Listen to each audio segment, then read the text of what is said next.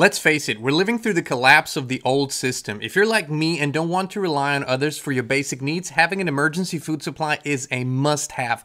Go to preparewithinspired.com and save $200 on your 3-month emergency food supply. It's the most popular food kit out there. Your future self will thank you for it. Go to preparewithinspired.com and order today.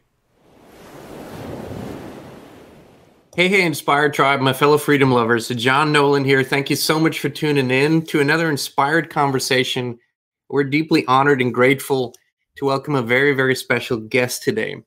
Retired Lieutenant Colonel and former Green Beret, Doc Pete Chambers. Thank you so much for taking the time today and joining us. Brother, it's just an honor for me to be here. And you've had some great people in your lineup recently, some of which I know.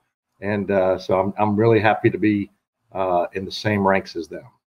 Oh, the honor is all ours. And the beautiful thing you just mentioned is these people that were recently on the program here and with us, we're all part of a little group that's working together on a few projects. And some of these things are coming more and more to fruition, which is beautiful.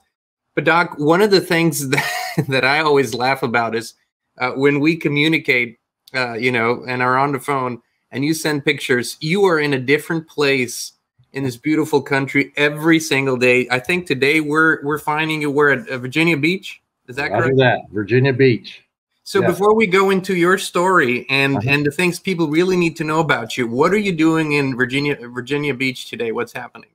Okay, so what's happening today is preparation for Wednesday's event, which is started out real small on the AGs, the people with the billboard signs, Robert and Jamie, they have been part of, and they didn't develop it, but they're helping, and they brought me on for the First Landing 1607 project, which was when the first settlers came at the Henry Bay. They went to Jamestown. They dedicated the nation to Christ, to God, put a cross in the ground, and then went about their business of living, their lives under that mantra. And so we're going to rededicate the nation on Wednesday. And it was just going to be a small event, but now we have Glenn Beck coming in. So he wanted to be there. So this is good. It's going to get more visual on this, and people are going to be praying across America. That's beautiful, Doc. And these are kind of these kind of events. That's like a thing where I see you show up for these kind of events. It matters to you. It's deeply important to you. It's in your blood. And I think this is beautiful. And one word that comes to mind when I look at your career, when I look at what you stand for, when I look at what you do, is honor. And I think it's very important to you. Honor, honesty, truth. These are all very important factors. And they put you on the right side of history, but they put you on the wrong side of the system. Let me put it that way. So can we dive a little bit into your military career? Sure. How it unfolded and how you found yourself as a whistleblower in these last few years where you never thought you'd ever be. Right. So I'll start with what I'm here currently doing, which is a covenant. They call it a recovenanting event. And a covenant is an agreement. And in that sense, it's a biblical agreement. Well, a covenant is also an oath. In an oath, I say, I'm going to raise my right hand, I'm going to put my hand on a Bible, and I'm going to defend the Constitution against all enemies, foreign and domestic. And in 6 September 1983 was the first time that I did that as a young enlisted guy at 18 years old. And I gave an oath of not as an officer, but as an enlisted guy, a guy who dug holes and carried a rifle in a pack, and really didn't know what I was going to do with my life. But I started to gain my sense of honor at that point, because I realized that your reputation was everything in that business, and that if you wanted to go far, you needed to treat people right. You needed to do the right thing whether there's nobody watching. You needed to operate legally, morally, and ethically. And of course, I had my faith, which wasn't really strong then. It was just kind of like, okay, I'm going to church this Sunday. But over time, those things were molded. So, I did all those years. I was an infantryman. I've been a paratrooper, Green Beret, doctor, flight surgeon. All those things shaped me for the battle that we're in now. It's what I call an Esther moment, the book of Esther, for a moment such as this. Every single battle, every single wound, every single wound that's unseen. Every single family that I talked to, every single round that I fired out of my rifle, every bit of that brought us to where we're at now. So I'm going to fast forward because, you know, the story of me is not why we're here. The story of the truth is why we're here. So the fast forward brings us to the COVID thing. When the COVID thing came out, and I want to talk about it as a bad or good. I'm not making any judgments here, but I want to talk about it as it put a stressor on the system.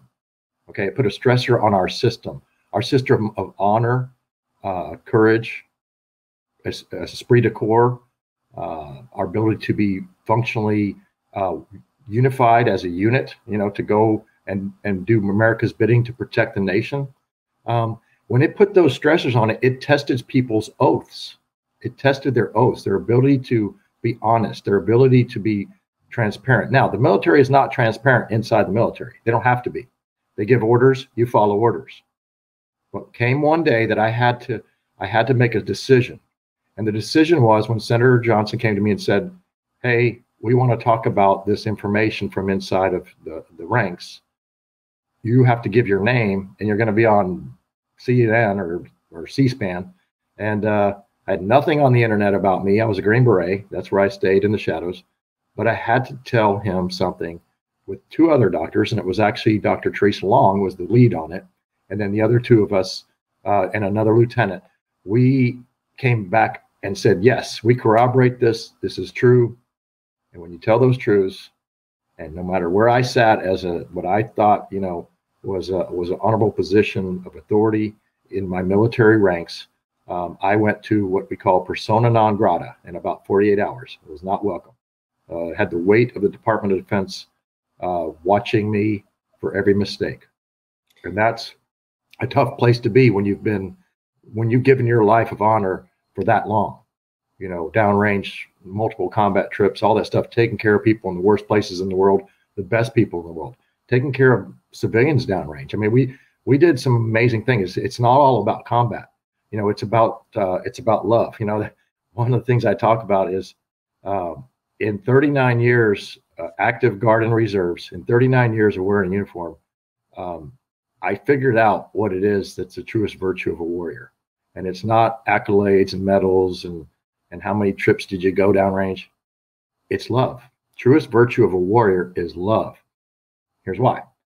It's if you operate out of hate, first of all, you can't think straight. And I've been in that place early on where I operated not necessarily out of hate, but out of disdain for the people that are trying to kill me. And that can happen.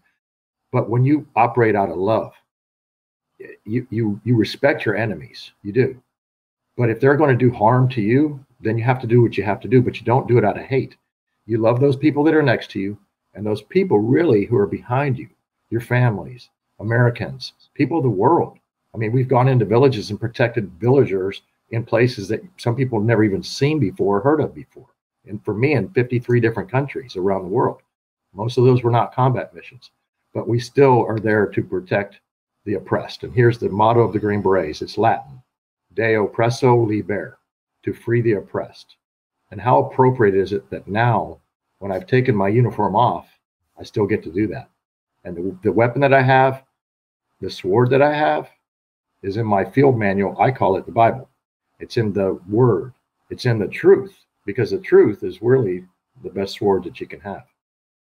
That's absolutely beautiful. And I couldn't agree more with the things you just said. And it reminded me of the story that General Blaine Hold, a friend of yours, a mutual friend, told about the mission that most shaped him wasn't a combat mission. It was the mission in Kyrgyzstan. And, you know, when he really connected with the people there. So I think there's a lot of parallels there. But Doc, you did something I over the last years, I called out oftentimes two groups of people. The one group, which is unfortunately the majority, that just went along with everything through this period of the last 3 years, the professionals, the medical professionals, the scientists that just went with the herd mentality.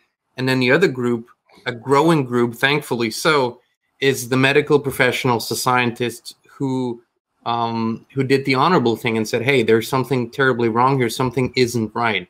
and you were one of those. You were one of, and in the military, you know, a handful, not even a handful of people who said, and you said this to me off camera. You said, I received an unlawful order, what I perceive to be an lawful order. And without going too deep, but could you tell us what that order was and what that changing point meant for you on a human level? Because you're a smart, experienced, intelligent man. You knew the fallout that was coming. I mean, when you made that choice, I'm sure you knew, but still, it must have been very difficult. I prepared for that moment for, I prepared for that specific moment for about 3 days. I knew that there was a general coming to see me, and I knew the reason why he was coming to see me. And the reason why was that I was doing informed consents, and not many soldiers were taking it.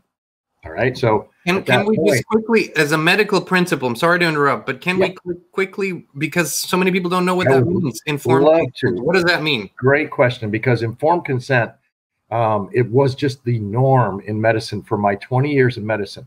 If you came in and you said you needed to have a certain procedure done where we had to do surgery, or I had to intervene, or I had to give you something in the hospital as an ER doctor, that's what I did on the civilian side. If I did that, I would come in and say, okay, you need to sign this piece of paper. It says that I'm going to do this procedure, and here's the complications that are possible. Here's the outcome we expect.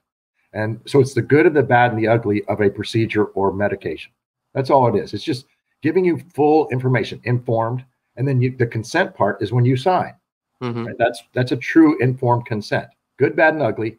Signing it, I understand these things. Roger Which is part of the Nuremberg Code, right? So just so we understand. It is in the very first line. And it's not to do something that's considered investigational or emergency use authorization in our case, without the informed consent, the consent of the person that it's being done upon. So that's Nuremberg, principle. Mm-hmm. It is in there.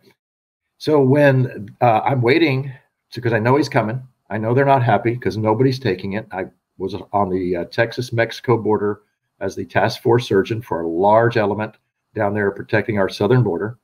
Young people, all in the age range where they were going to be fine no matter what they did.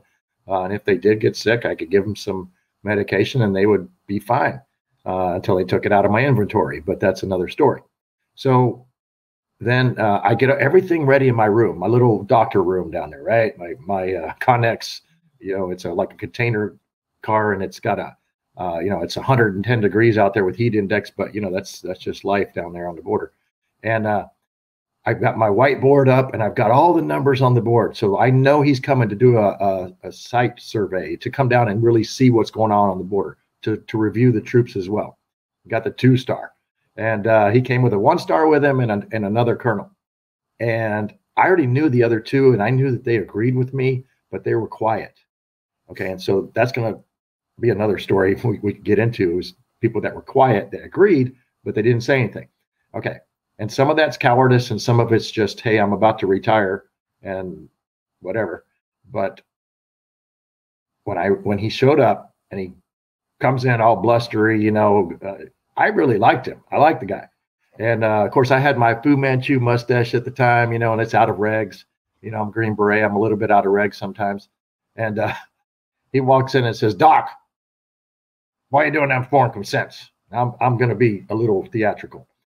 I said, "Well, sir, because it's in the Army regulations, 40-562, Chapter 8, paragraph 2 through 4. I was ready, right? And I knew it. And it says if it's an emergency use, you must do informed consent. No. It ain't about the science, Doc. It's about the policy." Verbatim. I testified to that in the Seals versus Lloyd Austin case in Tampa for Matt Staver, because we were called. Let me stop you right there, Doc. Isn't that statement in and of itself, shouldn't that actually get the general fired and not the doctor that's I'm saying? Mon frere, listen, here's the deal. Shortly thereafter, after the court case, he stepped down because he knew it was coming. Okay, so okay, yeah. Sorry to interrupt the story, but that is a perfect thing, because it emphasizes the that first of all, I knew that you would get it, but people out there need to see the wheels clicking so they can get it, because this truth business that we're in is about people to click, right? Wake up. The awakening, aspiring, I mean, if you will, to inspire, to aspire. Okay. So he says to you, it's not about the science. The science, it's about the policy. Okay. Policy.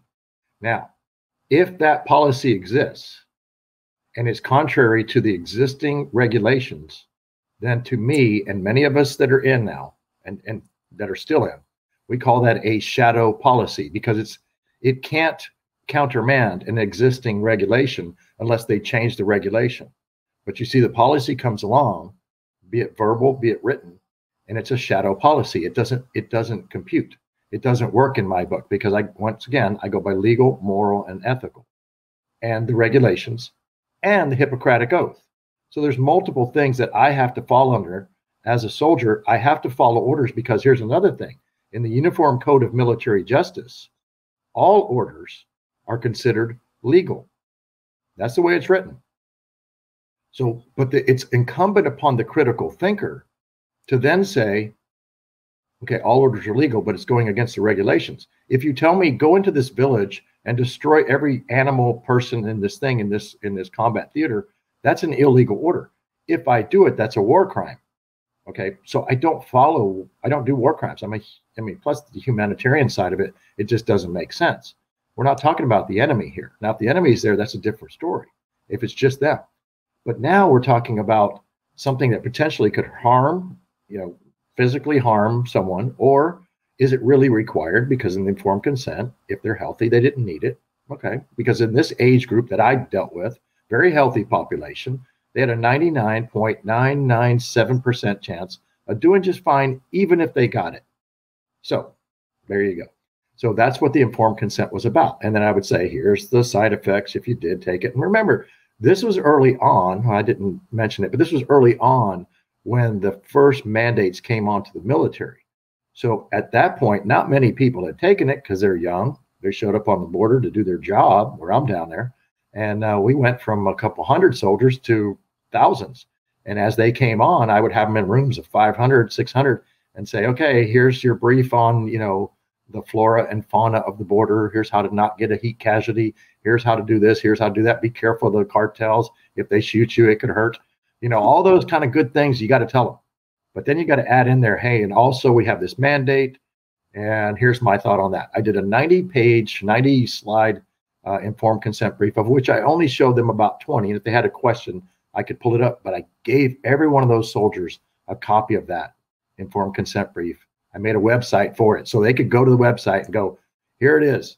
Doc says, here's the informed consent brief, 90 pages, because it had everything that I knew about it at the time, early. And Doc, did any of the higher ups attend those meetings?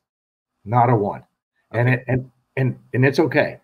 They eventually did ask for my brief, and I told them, go to my website and you can pull it up. And they sent it to a high-ranking Air Force flight surgeon that worked for NASA, and a really smart guy, way smarter than me. I'm a plumber on the battlefield. I stopped bleeding. But that guy was, NASA scientist, doctor, MD, and he came back and said to the command, actually, his science is good. I mean, it makes sense. He's not being out of control. He's giving the information that he knew. And I pulled FDA, I pulled CDC, I pulled NIH, National Institute of Health. I pulled their information to give the informed consent brief, not to refute it, not to paint it in a bad light. I just said, here's the information. You make your choice. Bingo. So truths as I knew them. Now things have changed, and I understand more that I probably would have just said, yeah, here's a skull and crossbones. Don't take it. But I couldn't. That's not informed consent brief. That's me giving my own opinion. Mm-hmm. So that's what we did. From that, he says, the general now, he says, it's not the science, it's the policy. And I said, well, sir, okay, well, I still got to do them. I mean, here's the Army regulation. I wrote on the board. And he says, Doc, I'm going to give you an order. You're not doing them anymore. Or you're going to find somebody else to come down here and do the briefs. Okay. At that point, that's a moment of truth. And this is the moment of truth. And this is why I want to be here to inspire, because there will be moments of truth in your life, people out there listening, that you've got to make a hard call. And sometimes it's tough love. Sometimes it's, hey, you know what, son or daughter, that's not right. That's going to hurt you. Hey, you know what, wife, husband, probably not a good idea. Out of love, no hate. This is a choice I got to make. At your work, you got to make a tough call. It's okay. Breathe, tell the truth, get it out there. And then when I say, sir, that's an unlawful order. Okay, now his eyes get big. The one-star general behind him, the colonel behind him are going, whoa, he just said it. And that's when shortly thereafter, they couldn't relieve me right away because they didn't have another doctor to take over. But slowly I was phased out, and they brought somebody else in that was 100% just, give the shots. He did what he had to do. Was there a moment in the room with the general where did you know at that moment what was about to come down on you? Knowing his character, yes. He's large and in charge, so he was. So it was a personal thing too. It was not just defying an order. It was also it sounds like an ego thing. Yeah. Oh, in that case, yeah, because it was, I said it in front of but I said it very respectfully. But it's hard for a general, I think, and some people to be not called out, but to be defied, if you will.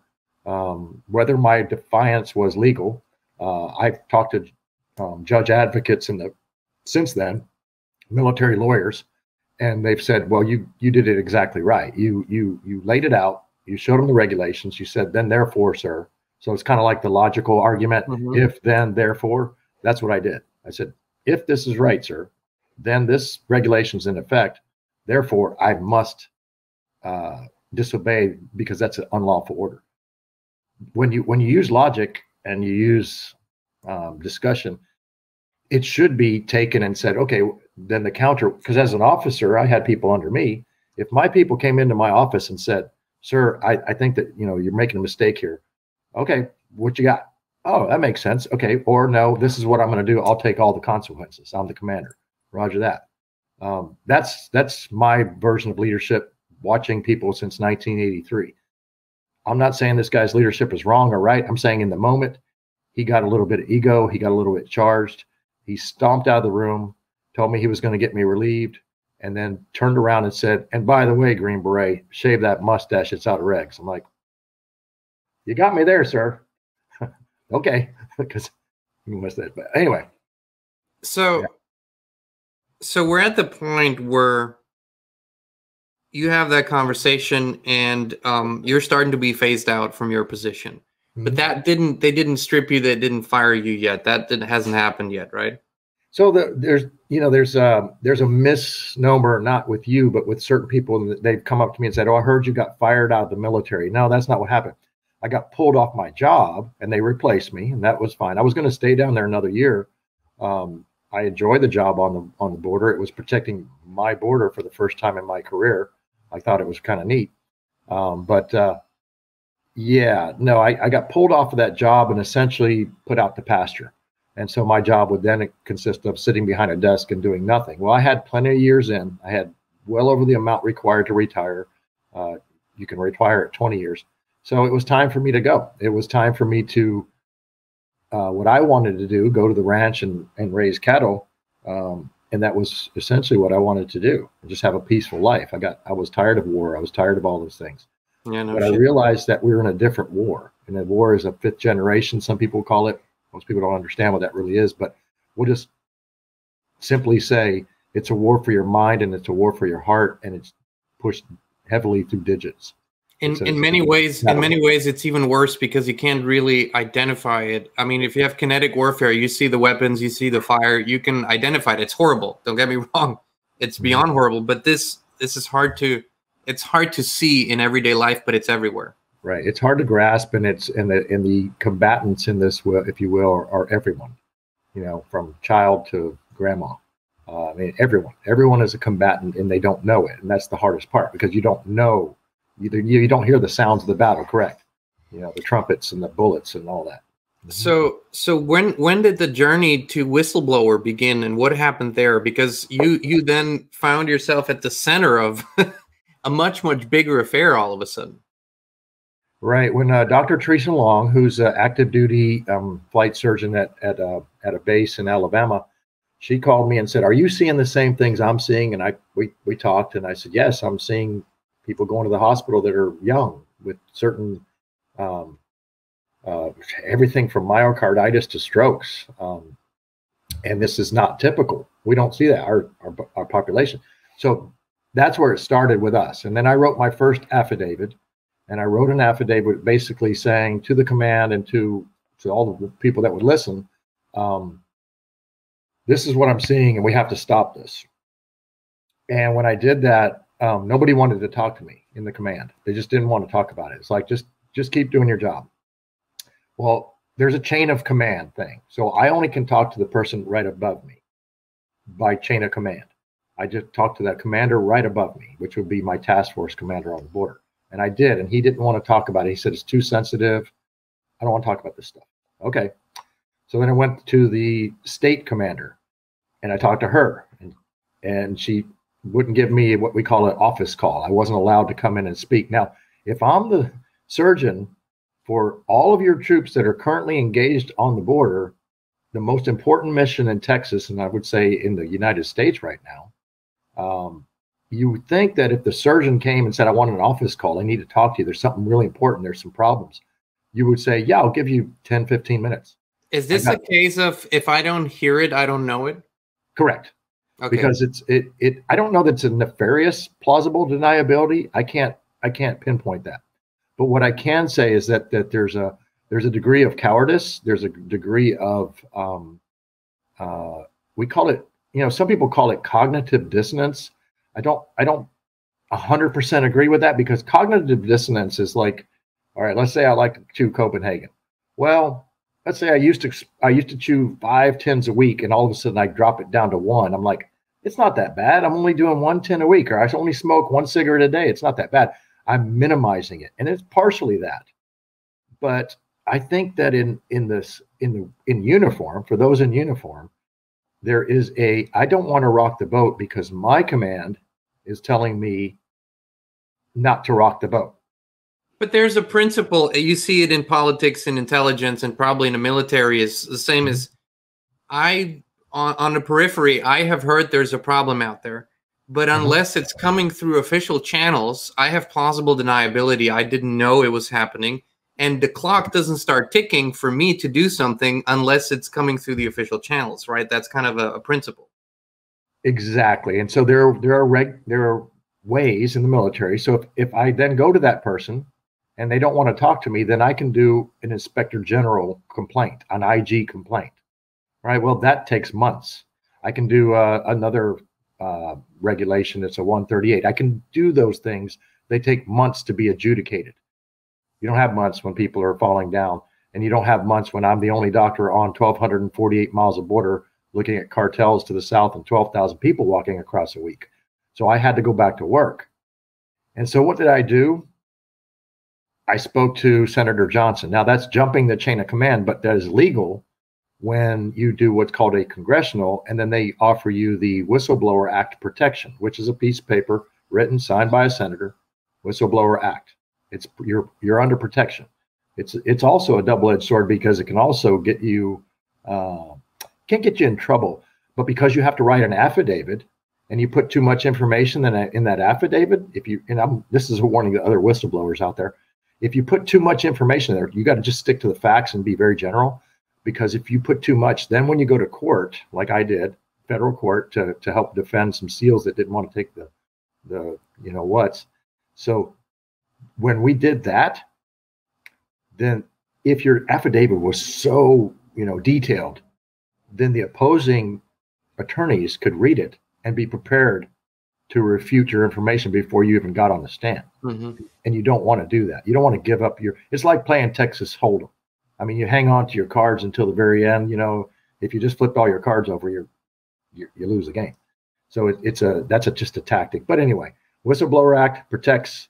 That's how that happened, because I had to go up the chain. When the chain stopped listening, I had to go to the top. And I would have stayed where it was right there if they had done something. And so when you become a whistleblower, officially become a whistleblower, then did you know at that point that you were going to be fired from the military, A, and B, is there any kind of, you know, compensation replacement that kicks in for whistleblowers? No compensation replacement, none. I knew that my job on the border at that point would be pulled. Unfortunately, yeah, I knew that the soldiers weren't going to have the same level of coverage because the doc that they replaced them with was a different specialty skill, had no combat experience, had no field experience, but he was just there, you know, to make sure people got shots. So let's talk about readiness for a second. This is very important. The whole reason that they said 100% across the board mandate was because of readiness. We got to make sure that we're ready. So we're going to have everybody take this so that they could be protected by this thing that was so bad that we found out later on it was not or not necessary. But the readiness went down when the mandates came. The other doc comes on, everybody starts taking them, and then the next thing you know, everybody's sick. All right, so double vax people are sick. It just happens. You know, I can't, you know, I can only answer for what I did, but that was where I felt in my heart. Not that I let my soldiers down because they were like, Doc, why are you leaving us? You know, I kind of almost felt like I abandoned them a little bit, like, but I have to, you know, I have to weigh it like, where am I going to be more useful? Just sitting here telling them no, they're going to put me in the brig eventually if I keep, you know, getting in the way. The reason why I had to do that. The reason why I wanted to go into the details is because I wanted people to see and hear how these stories unfold. It's not, you know, they see these faces, excuse me, they see these faces in the alternative media and sometimes on the mainstream media, and it appears, okay, someone just made a choice one day and this is what happened. No, there are real life consequences, and there's backlash, and there is hatred, there is, you know, and there are the visible and the invisible enemies that come along with such a decision. And there's a lot of things that people never see that happens for people that are like you, that do the honorable, the right thing, and stick with truth. Now, you have since, you know, come out and become a way more public figure, and you've made that choice consciously. You're now using your story and the experience to stick up for truth and to spread truth and to show what is possible. And today, you know, you're traveling the country, as I said, you're speaking, you're helping, you're doing interviews, you're boots on the ground in the realest sense possible. But how has this experience, and particularly the last 3 years, how's that changed you personally? Because as we've talked off camera, everybody has gone, even if they were very aware and awake before, but the last 3 years it's like peeling the onion. How's that right for you? Yeah. So, you know, would you say though that the last few years have kind of been chaotic? I mean, could we say that? Yeah. Right. Okay. So in chaos, and this is an important point for people to understand, so that you don't let anxiety, or so that you don't let all those fears, because fear is the enemy, is what they use, right? They being, you know, the dark forces, principalities, rulers of darkness. Fear is such a strong thing, and anxiety comes with fear, and anxiety can just tear you up physically, mentally. So when chaos ensues, and this is something that's ingrained in a lot of military, but especially in the Green Berets. There was a lady that wrote a book called The Masters of Chaos about the Green Berets, and it's not just my branch or my particular specialty. I have that book on my nightstand, by the way. You really? Oh, that's awesome. Okay, so it's not just us that gets this kind of training, but it's the stress inoculation training, which teaches you how to handle multiple problems all at the same time. And over time, you hone that skill, and then you add it to the years of experience, which was instrumental in this now ability to walk through the valley of shadow of death, of chaos, and not that I'm not concerned, but understand that here's the key. The key is to control the controllables. I'm going to say it again. Control the controllables. I'm going to give you an analogy. If I jump out of a plane, and this has happened with my parachute, okay, and I'm coming down and I open my chute and I have a malfunction.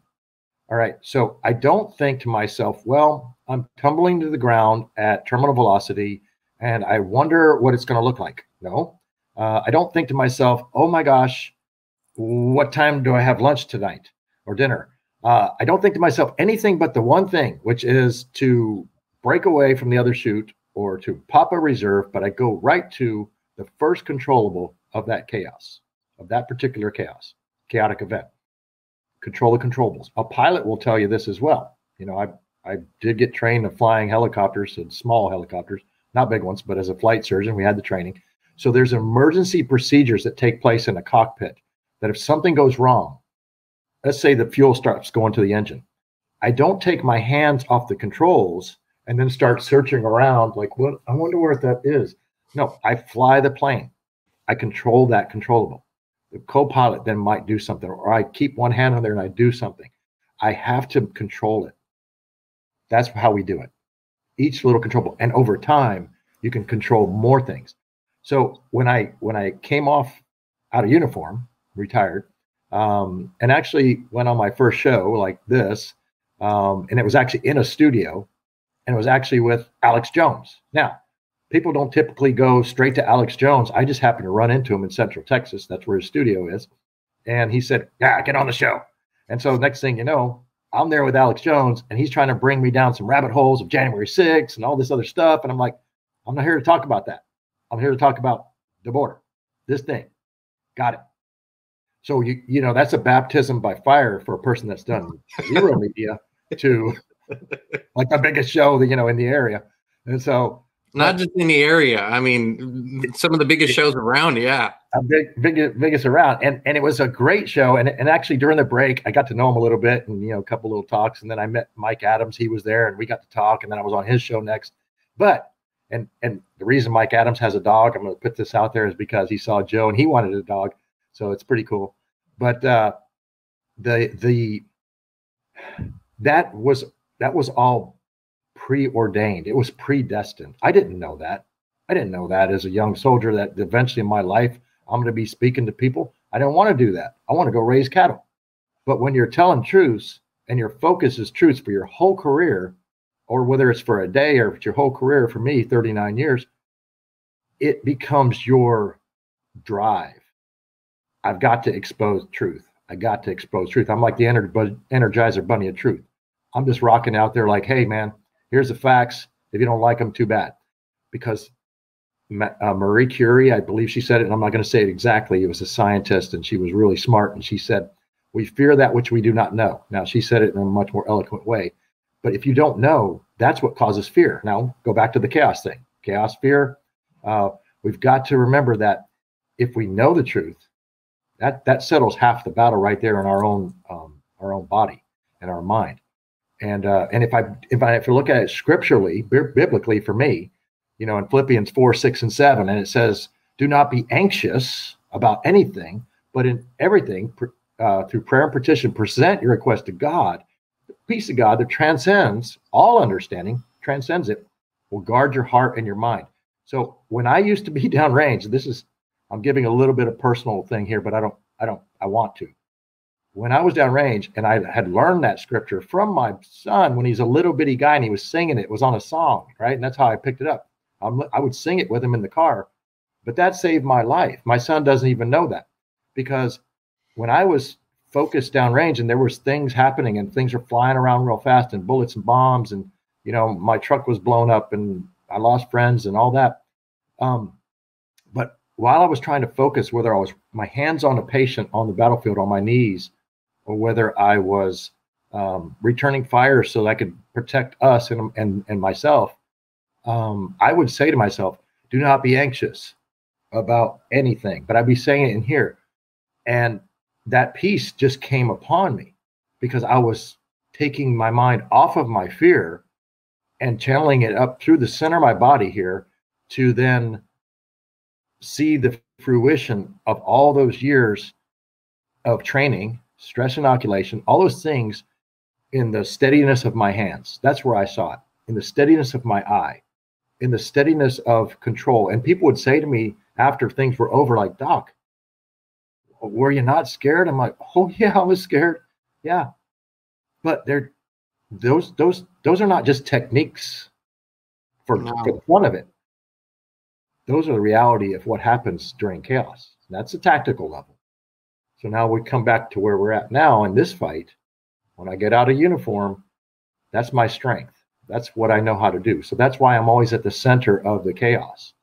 You know, I remember, I mean, just a few months ago, you were in East Palestine pretty much, you know, quickly after it happened.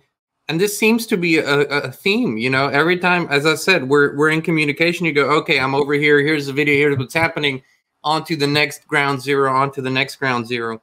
But the thing is, now, as opposed to maybe previous time periods, we all kind of find ourselves at a ground zero where we are. There's no more escaping the chaos.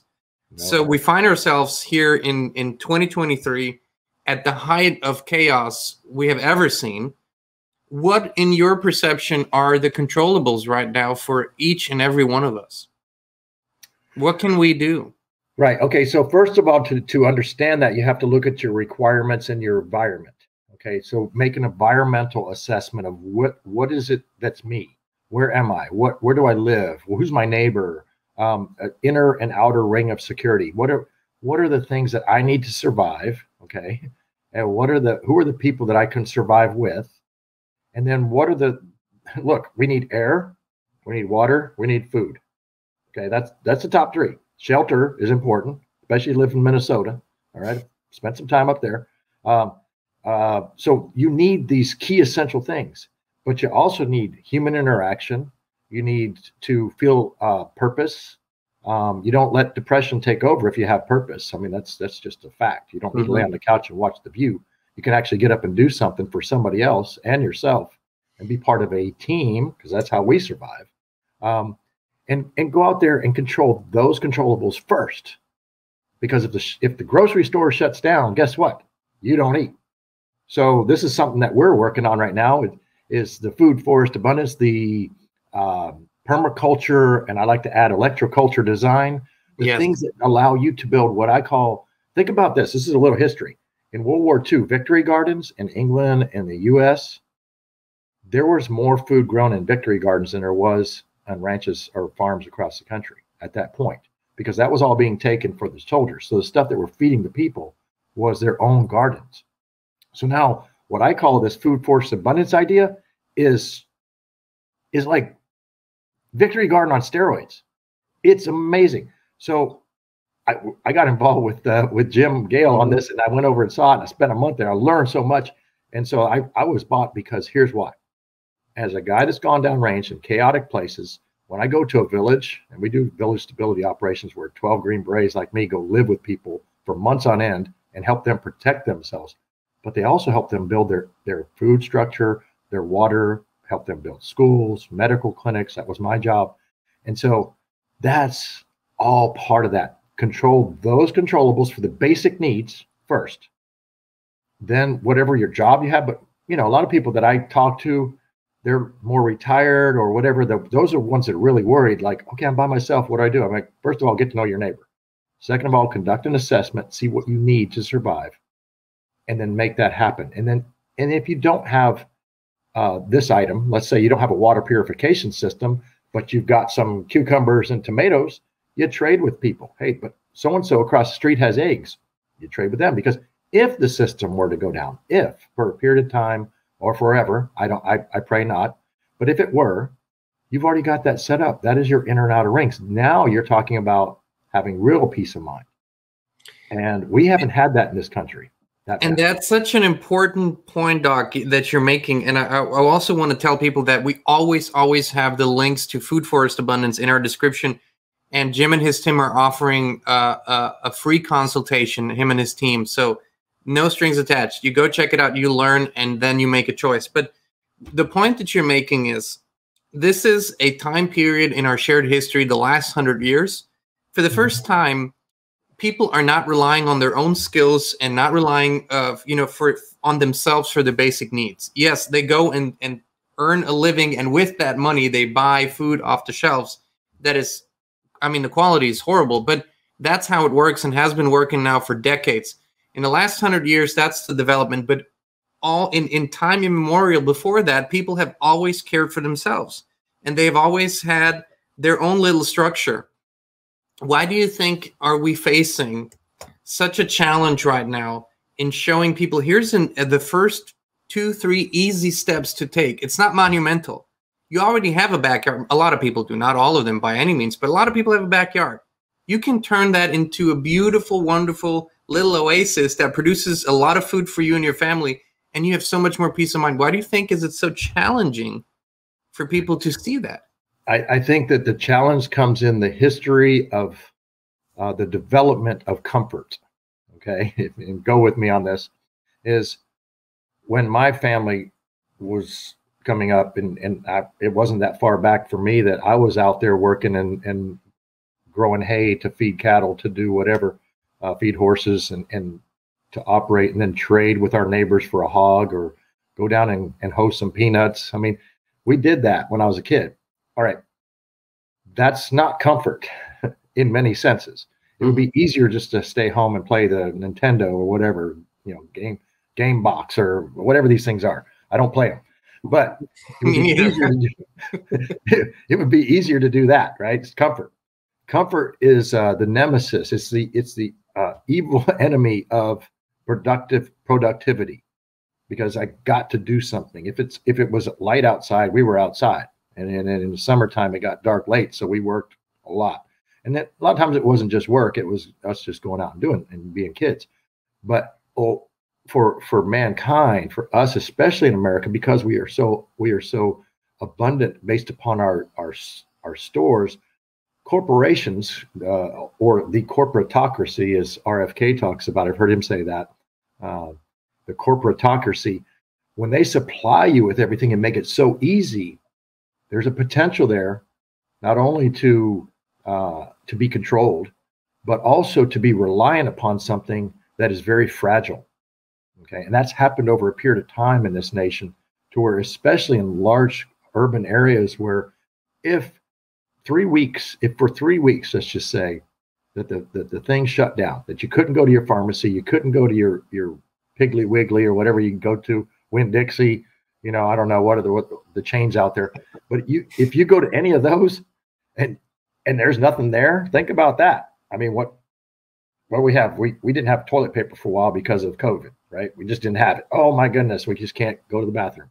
Well, then we go to the next thing. Well, I saw in Hurricane Katrina, literally a microcosm of total disaster, when all the way from Biloxi, Mississippi to New Orleans, the coast was shut down, and people got very desperate. And we went down there to rescue a lot of folks and to see, but true humanity came out, or lack of, and people either were preyed upon, or they preyed upon others, or there were some that actually. I'm sorry to interrupt, Doc, but that's a key point too. It's not just your own preparedness. It's if we make this turn and really we also avoid the unavoidable violence otherwise, right? Because if their necessities are provided, people don't get violent because they don't need to. They never need to, but that's just how some people are wired.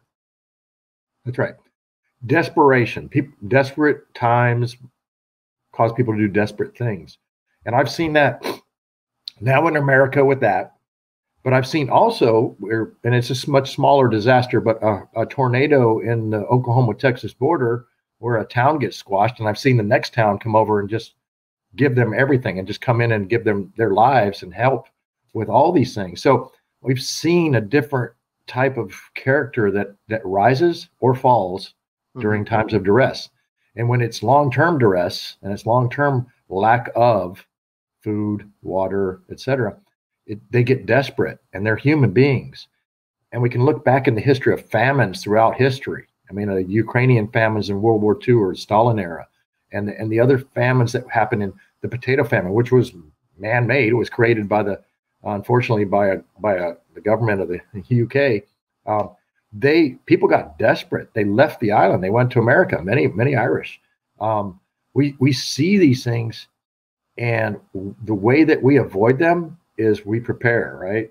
I mean, chance favors the prepared mind. That's a fact. Yes, 100%. And Doc, as you speak and as I've come to know you and I get to know you better, I consider you one of the men and women who are helping to rebirth the new nation that is coming, or bring it back to what it was originally intended to be, and maybe even improve upon that idea, because that's always the aim, is to even improve upon certain ideas.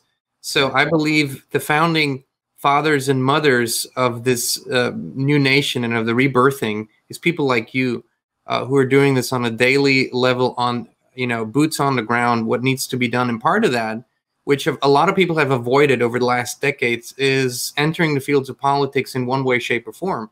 People have kind of pushed this away and say, oh no, that's not me, that's just a dirty game. But we can't ignore that, because it's really entered the most intimate details of our lives now. It's creeped into everyday America.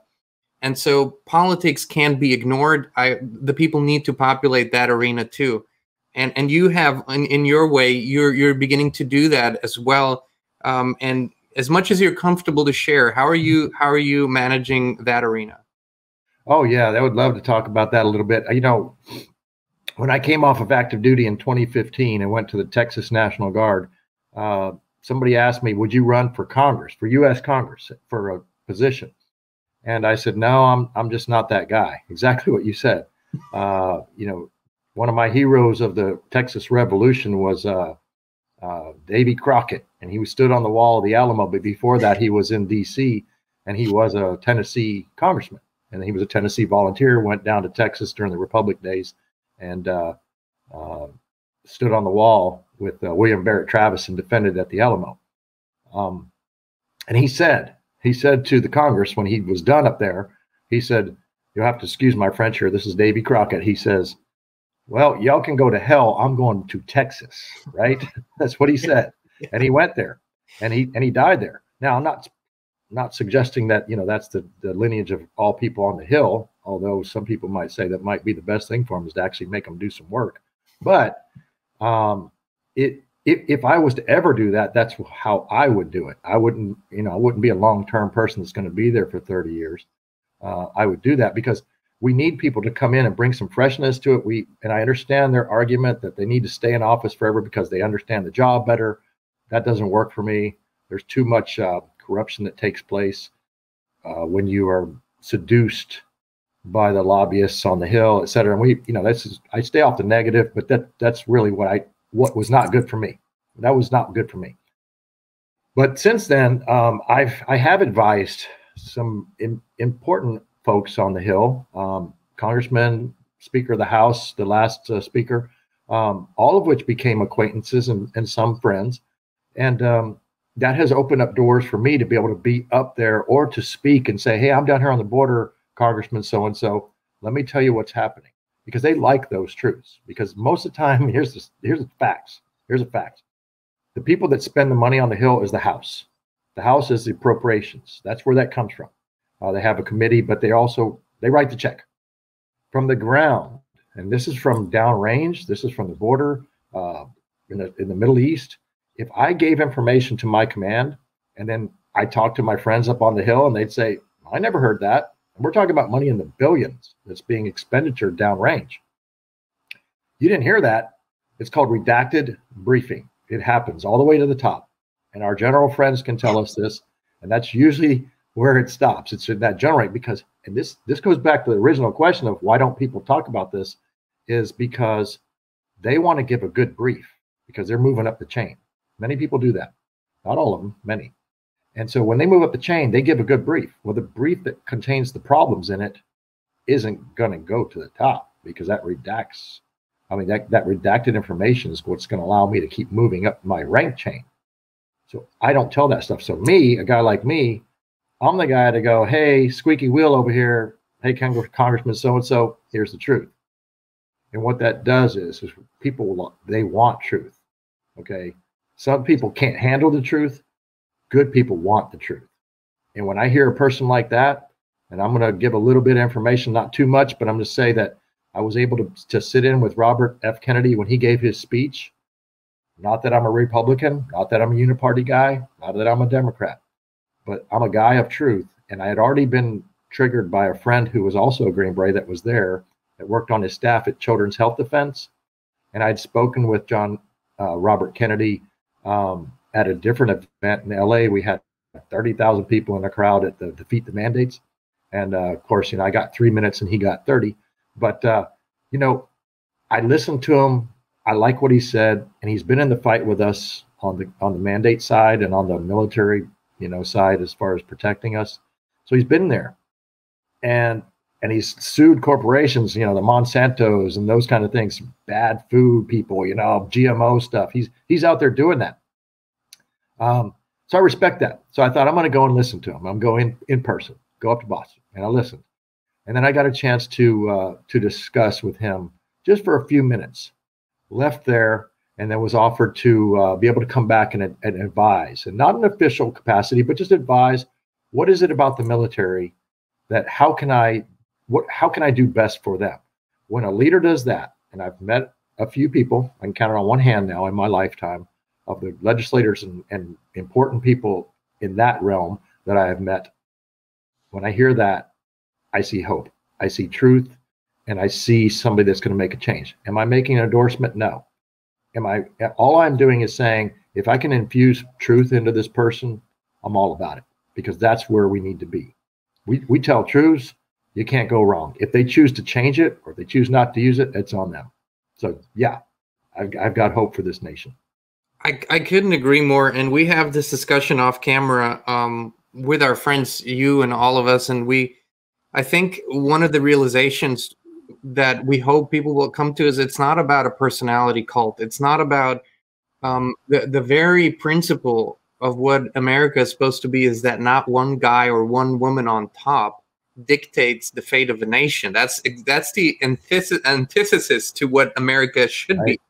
And so I think we're just beginning to realize there's good guys and bad guys in all of this. And right now, all of them are in their way exposing the truth. And that's what we really need. We need a factual assessment of what's been going on. What is the status quo so we can really change it? And so I'm with you that perhaps we shouldn't try to categorize someone immediately as good or bad. Let's look at what they have to say. Let's look at their catalog of actions.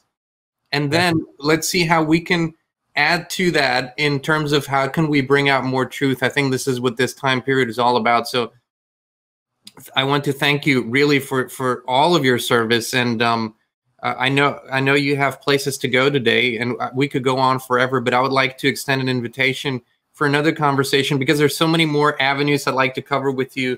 There is your Native American background that I think plays a big role in your life as well. And on all of these things that I would love to discuss. But Doc, let us know, where can people find you online, support your work, and all the good stuff that's happening in the digital space? Sure. Really, easiest way to go is just drpetechambers.com. So it's drpete, P-E-T-E, chambers.com. And on there, you can get the link to my Telegram. That'll get you there. That's really where I operate. I have truth, and I did get on Twitter so I could do the spaces, but I'm not really active there. But drpetechambers.com. And the reason I created that was it's a repository, a place where they can go and look at the lines of effort page, and then they can pull up my PDFs and see the projects that I've been working on. I have an eloquent, old informed consent brief, and a lot of it is true. It did come to fruition. A lot of it, I was making scientific assumptions at that time because I didn't know, but a lot of it came true. But I'm honest. If there's some mistakes in there, you just research it yourself. But that was early on. But those things are all there. So go there, and that drpetechambers.com, you can find me there. And then I think that's really, it'll all be linked together. Fantastic. Well, Inspired Tribe, what I encourage you to do, go check out the website, go follow Doc, but look out the window. And when you're driving down the road, look left and right. There's a good chance that you might see Doc rolling down the road in his truck with his dog, because he's all over the place. Every time I talk to him, he's in a different state, in a different climate zone for that matter. Yeah. And so, Doc, thank you so much for your service in the military and now in the civilian sector. It feels good to know that you're out there. And I'm proud, and both Christina and I are proud and honored that our paths have crossed and that we're forming a friendship. Thank you so much, sir. You guys are worth it. Take care. Thank you. And Inspired Tribe, thank you so much for tuning in. You know we love you. We appreciate you. We'll be back with you again very, very soon. Would you like to get access to exclusive content as well as being part of a community of like-minded people posting, sharing, and connecting on a deeper level? Come join the Inspired community on Locals, where we share more intimately and privately and do our Coffee and Truth live streams as well as our Honey Talks show, the only Inspired show with Christine Nolan. The Inspired community is absolutely uncensored and unfiltered, a place for truth, authenticity, and freedom. Join us now at inspired.locals.com or click on a link in the video description.